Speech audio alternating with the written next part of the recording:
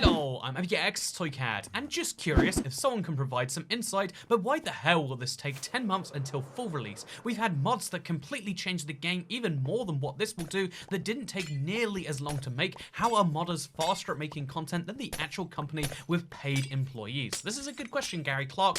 In fact, on the day of the release, there were modders who made every single feature that they revealed at Minecon Live in that same day. How is it that it takes Mojang developers, months or years to develop features that can be made in days or weeks by modders is a very good question, and one which was actually answered by King B Dogs, who is perhaps most famous for being the modder behind the Aether mod, but he joined Mojang this year and he had a really good response which I wanted to read out to all of you because he says, I'm not going to comment on that other stuff, but as someone who's been a modder for 10 years now in Minecraft, the stuff in the Never update could not be easily done within a week or more content by modders. There are many reasons this is such a false statement. I'm only commenting on this as a modder, as someone who has experienced both sides. It is not even remotely the same. First thing to keep in mind is that anything can be done easier when it's already been designed for you. However, getting to that point on ground zero, from a design perspective where the content has been iterated and is actually genuinely polished with dozens of iterations, that is never ever done in a week or even a month. That takes months of time to get something that is even truly worthy of being an update on its own,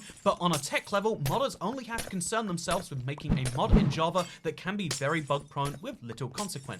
Modders also don't have to worry about the dozens of other platforms, they only have to code in one codebase. Mods also don't have to keep to a consistent tone and style while vanilla Minecraft does. These things do not come easy, and while in a mod anything you make is very often added without concern, vanilla does not have that luxury. This post fascinated me, and it's why I decided to share this first of all, because honestly I've had this same question myself. I know vanilla is a much more better put together thing than some mods can be. I know vanilla is something that is a really well designed game, but why does it take a year for an update? And the answer, it turns out, is designing things, making sure that everything actually makes sense in vanilla Minecraft, making sure it fits the tone, making sure the design actually adds to the game so that modders can build on top of it, is actually a lot harder than it sounds. And as ridiculous as it sounds that there is a company with 600 employees that does less work in a year than a mod team of 6 people can do in a week, the reality is it's not less work, it's just a lot of the work seems unseen, because sometimes the most important things in any job are the things that no one notices if you do them right, and it seems like that's the case with Minecraft and the updates. Anyway, welcome to Q&A Saturday. This is the weekly series where I answer your questions that have been asked over the past week. This week I decided to put out a tweet on Twitter asking people for their questions, and we're going to be going through some of those today, like this one from Multicolored Rainbow, who says, Toycat, out of all the features currently released in the 1.17 snapshots, which one are you most excited to see how it develops and changes before it's released? So copper ore is definitely my answer there. I mean, right now we've already gone from copper being this like absurdly expensive item to being a very expensive item, and we've seen the lightning rod and we've seen the telescope. I feel like there's more to come with copper at some point in the next 8 months. I hope that I'm not horribly wrong about that, and I'm curious to see how they manage to balance it some more. I'm curious to see how they make the ore findable, because they do want it to be found in deposits, and I'm curious to see what they do with the rest of the ores around copper as well. So yeah, copper is definitely the thing I'm most curious about. I'd be kind of bummed out if they didn't make a single change for the next 8 months, and it's the feature I'm most laser homed in on, because as someone who likes the cave update for the caves, for the mining, as someone who likes the mine part of Minecraft, I'm excited to actually want to go mining to find a brand new block, regardless of the use is just going to be for making roofs, or if maybe there's a bit more to it. Speaking of things with a bit more to it, Aaron asks, do you think more ores will be added in a future update? Like the end update, they add a special ore that can maybe even upgrade you from netherite to like enderite or some other name. I find it interesting just how many people in the community are sure that the next update will be an end update, by the way, but I do think if there is going to be an end update, whenever that happens, because we know it's happening in the future at some point, I think an end ore would make so much sense, because right now the end is so barren. I've mentioned before, but once you go outside the main end area with the Ender Dragon fight, it's like there is end stone, you find that everywhere, there are chorus plants, and then, okay, there's end cities, and that's literally it. I think having some reason to mine through those islands, something rare to look for, would be really, really great. However, it's worth keeping in mind that enderite armor, having enderite tools, etc., is definitely not going to happen, as we've heard from King B Dogs before. Also, adding new armors with slightly different benefits then goes back to another question: why does that ore exist at all if all you can do is create one set of armor / tools? Doing this with netherite felt right, but I don't think we can do it again without good reason, and that's why if you look at the existing end setup, even though having a new ore there might be great. I think instead of making armor with your enderite, you know, like ore, or with your, let's just call it that for now, like your end ore, if you were going to make something out of this, it would probably not be armor, because they feel like netherite was a pretty good maxing out. There's no point just power creeping and having a new best, you know, armor and tool set in the game every year or two. So instead, I feel like if there's going to be a brand new ore for the end, as you know, we know eventually, you know, there will be some new ore somewhere, it will instead be focused on the utility. Kind of like how copper is a block that you collect mostly for the design, but then you can also make the telescopes and you can also make the lightning rod. If there was a brand new ore in the end, you could use that to craft some form of new end item. Maybe it's got some teleportation function that you can actually control. I feel like the lack of any real teleportation in the overworld, obviously right now it seems like that would be OP, but if you just put limits on how far you can go and how often they work and etc, I feel like some form of teleportation device that kind of utilizes the magic power that makes the end gateways work, you know, you can travel 1,000 blocks with those.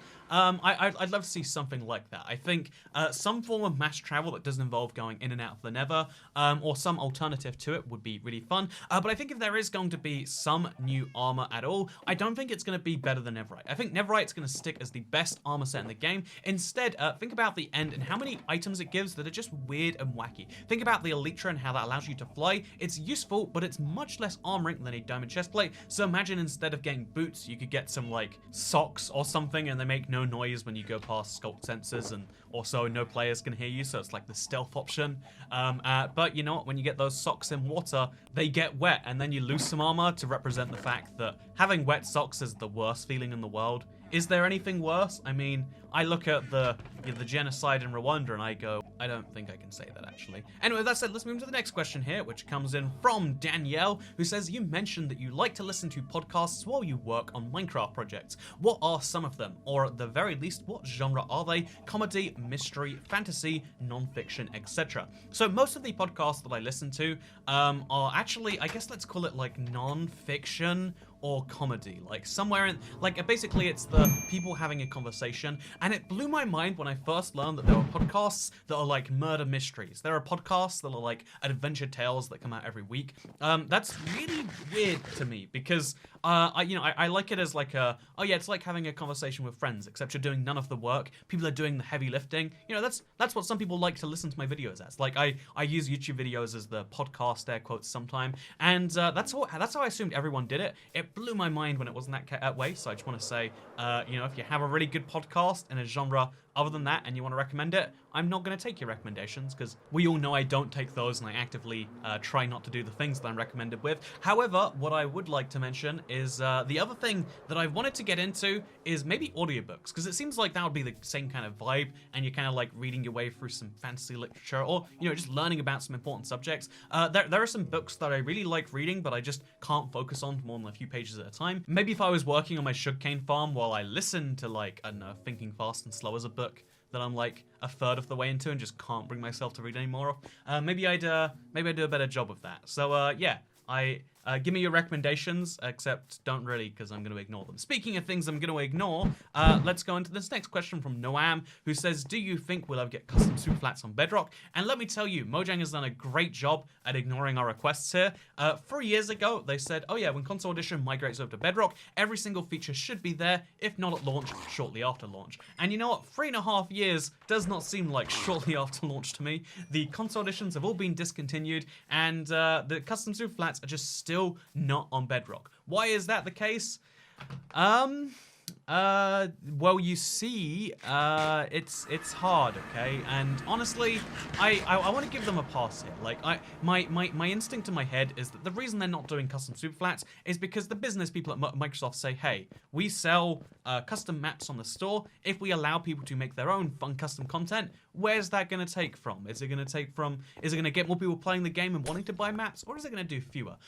You know, that's what my cynical mind says. But if we give them the benefit of the doubt, I think what it realistically comes down to is, like, even ignoring the money aspect, if you're a Minecraft developer, you can focus on bugs, you can focus on new features, you can focus on parity changes perhaps and bringing features over, but there is an entire system behind custom superflats. It's a huge feature that's hard for a single developer to work on, and then you might just say, like, this is a feature that, like, by itself isn't that important. Like, most Bedrock developers aren't from the console edition community. They didn't play console. They didn't understand how important they were to having fun and creating entirely custom content on the Bedrock version of the game. But I think it'd be really great to see, you know, especially things like the Infinity Snapshot we saw in Java this year. If they just gave us an option for that somewhere in the settings, there would be an infinite amount of fun and replayability that people could have for free. But again, then the cynical part of me goes, yeah, you can't get a business person to approve that, can you? Like, it clearly requires some management approval if you want to get a new menu option or a new secret thing added. And if it's going to be free, it just seems like it's competing with something that Minecraft already makes. I want to believe that I'm not just being cynical. I want to believe that it's not true. If anyone works at Mojang and you're hearing this, please let me know why it's secretly coming any day now. But besides Hardcore, which I think is still in the works, I heard it was coming this year, but it's November and we haven't seen it. Besides Hardcore, I think most of the cool world customization features are something Java is just going to have over Bedrock for a long time coming, and I think that's a shame. I think that's a way of Microsoft ignoring 100 and something million of their Minecraft customers. But maybe they've worked out the maths and they, you know, maybe they know better than just a lowly YouTuber who thinks that when you say you're going to add something shortly after launch, then you should do it in less than 4 or 5 years. But maybe I'm being bitter. Speaking of bitter people, here's HyperFox07's comment. Toycat, make anti-torches. Me in 2020 who knows that tinted glass will be a thing in 1.17. Tinted glass is actually an anti-torch, and it's crazy because I didn't think about it until I saw this comment, which by the way was on my worst Minecraft ideas of 2018. You better believe the worst ideas of 2020 is coming soon. My favorite thing about December, besides Streammas and all the lovely things that I'm working on for December for people who want to have fun Toycat stuff. I won't hint at it too much, but there's something I'm so excited to tell you about when I can tell you about it coming real soon. But the other thing is Minecraft suggestions of 2020. I love going through that subreddit, and I'm looking forward to going through it with all of you very shortly. Anyway, with that said, let's go into the next question, shall we? Which comes in from Mother Russia, who says, which features, in your opinion, will never come to Minecraft? And honestly, we all know that guns aren't coming to Minecraft. It doesn't fit with, you know, it's been said many times, it's not Minecrafty, it doesn't make sense. There won't be guns and cars and tanks in Minecraft.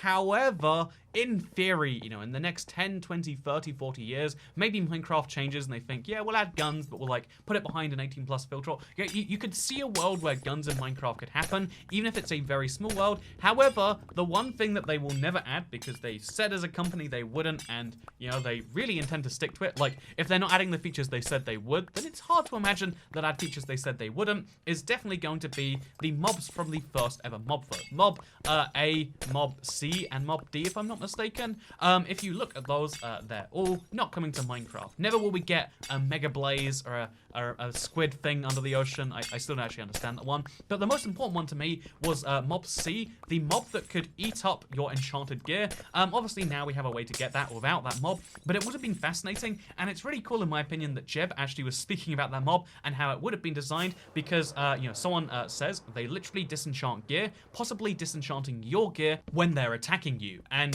then in response, Mr. D108 says, only this mob at Jeb, never called it aggressive. And then Jeb actually jumps in their argument being like, actually no, I didn't consider this an aggressive mob. It would be hungry and feed on enchantments, but not strip items from players unless players fed it intentionally. However, players could accidentally fall into its mouth, but that would only deal normal damage, I think. Ooh, this is interesting. I didn't really remember how they would behave, but thank you for this info. None of the mobs in that boat were designed in detail, so honestly, nobody knew exactly how they would work. Confirming that not only were they not, you know, they're not coming to Minecraft, but also they were never fully designed, so we can just add our own ideas into them. It's just kind of cool that even Jeb fantasizes like, man, what if the community just didn't suck? What if we didn't add sky mobs that fly at you and ruin most of Minecraft, as well as ruining the the Elytra, because now you have to kill these awful mobs to repair it? What if we didn't add that? What if we added the mob with the enchantments? That would have been cool, huh? And yeah, I like to imagine Jeb daydreaming about that. Don't we all? Don't we all like to daydream about a world where the community didn't suck at democracy?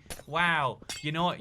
People are always complaining about, like, oh yeah, you know, the worst democratic outcomes are like, you know, something referendum, something 2016 America. No, the worst election, the one that's had the worst impact on the most human beings worldwide is definitely the election of the Phantom, and yes, I'm still salty about it. But you know what I'm not salty about? Smokey's question, who says, do you have a favorite texture pack, or do you always play with the standard one? And personally, I know this is a weird thing, just me again, but I always play vanilla Minecraft. And although I can kind of see some of the appeal of texture packs now, I never used to be able to, but since I've done so many texture pack reviews and mashup pack reviews and just like went into them, I can kind of see the appeal of certain texture packs. However, here's the key thing, right? If you're going to be playing Minecraft on one world for as long as I've been playing, the point of having skin packs, null and void, because I'm just playing by myself. I don't need a skin. I don't care what people see me as. I just use the ocelot because I guess YouTube imagery. But then the texture pack is going to be something you have to have consistent at all times.